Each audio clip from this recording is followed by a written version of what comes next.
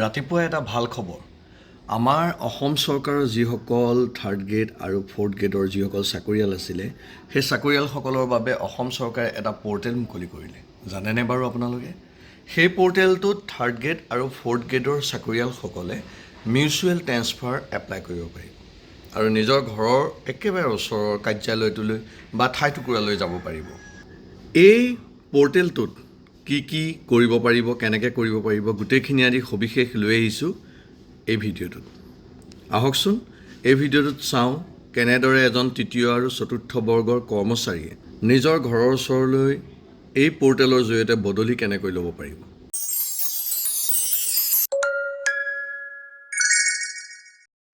স্ক্ৰীণত দেখিছে, এইটোৱে হৈছে স্বাগত সতীৰ্থ পৰ্টেল আপোনালোকৰ সন্মুখত। তাৰে এটা অপশ্যন আছে, এটা হৈছে লগ ইন আৰু এটা হৈছে ৰেজিষ্টাৰ।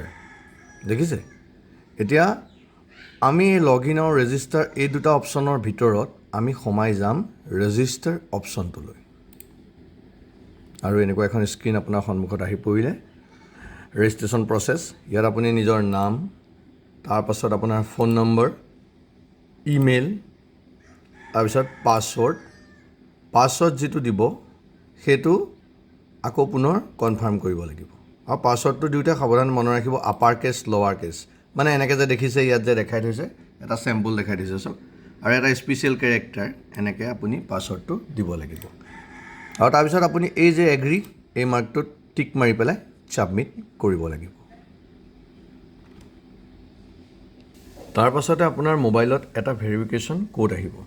ভেৰিফিকেশ্যন কোডটো এই OTP ভেৰিফিকেশ্যন কোড যে দেখিছে এই ঠাইটুকুৰাত আপুনি সেই কোডটো ভৰাই দিব লাগিব।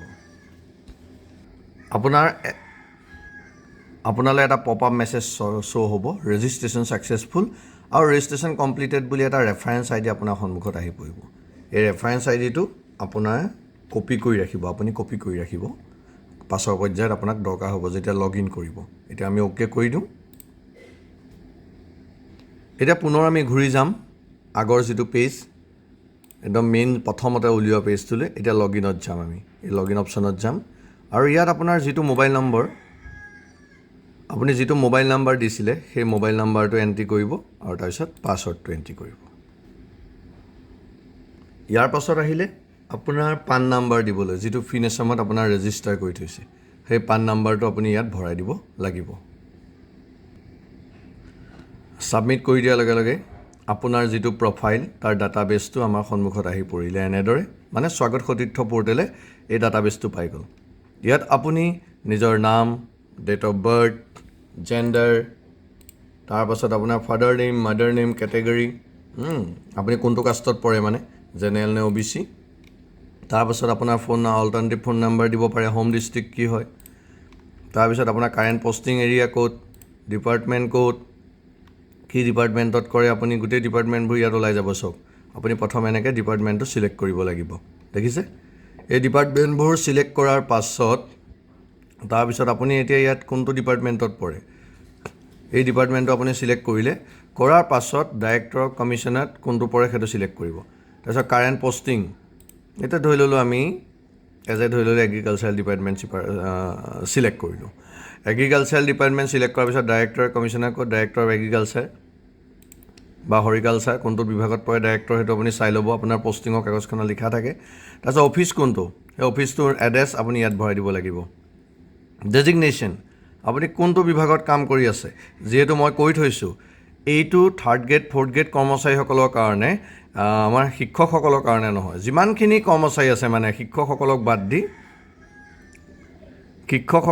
যিমানখিনি কৰ্মচাৰী আছে সকলোৰে কাৰণে এইটো পৰ্টেল হয়। তাৰপিছত date of joining, date of year of service, তাৰপিছত date of joining, current posting, যদি একে হয় একে হ'ব এই দুইটা। তাৰপিছত গ্ৰেড পে'মেণ্ট কোনটো আপুনি হয়, পে'মেণ্ট সেইটো ছিলেক্ট কৰিলে। এতিয়া প্ৰিফাৰেঞ্চ দিব লাগিব। প্ৰিফাৰেঞ্চ আপুনি কোনখন ডিষ্ট্ৰিক্টলৈ যাব, যোৰহাট যদি যোৰহাটৰ কোন জেগা, আপুনি প্ৰিফাৰেঞ্চ কেইটা দেখিছেনে, 5টা প্ৰিফাৰেঞ্চ আছে। 5টা প্ৰিফাৰেঞ্চ আছে, এই 5টা প্ৰিফাৰেঞ্চ আপুনি দিব লাগিব। প্ৰিফাৰেঞ্চত আপুনি 5খন ডিষ্ট্ৰিক্ট ছিলেক্ট কৰিব লাগিব। তাৰপিছত আপোনাৰ ট্ৰেন্সফাৰ হিষ্ট্ৰী, আগত আপুনি ট্ৰেন্সফাৰ লৈছিলে নেকি, তাৰ পাছত আপুনি এতিয়া আহক ডকুমেণ্টছৰ পৰ্যায়লৈ কি কি ডকুমেণ্টছ আপলোড কৰিব লাগিব photo signature PAN card department I D card আপোনাৰ যিটো মানে আই ডি আপোনাৰ কি বুলি কয় আমি যে আই ডি এটা বনাই থওঁ আমি যোনটো বিভাগত কাম কৰোঁ আই কাৰ্ড বুলি যে কয় আই কাৰ্ড এটাটো বনাই থওঁ যদি বনোৱা নাই বনাই ল'ব লাগিব আৰু ছাপৰ্টিং ডকুমেণ্ট যদি কিবা দৰকাৰ হয় এক্সট্ৰা আপুনি দিব খোজে মেডিকেল বা তেনেকুৱা ধৰণৰ তেতিয়া দিব পাৰে